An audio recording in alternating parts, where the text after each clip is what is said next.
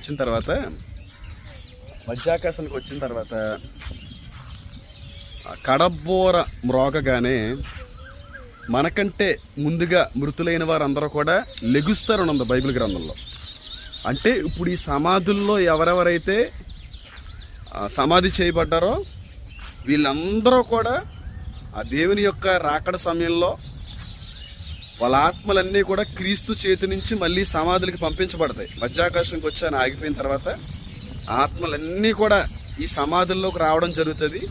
ఏ సమాధుల్లో ఏ వ్యక్తులైతే ఉన్నారో ఆ సమాధుల్లో ఉన్న ఆ వ్యక్తుల దగ్గరికి ఆత్మ వచ్చి చేరి అక్కడున్న స్కెలిటన్స్ అయి ఉంటాయి కదండి, అదే ప్రదేశం నుంచి మహిమ శరీరాలుగా మారతాయి.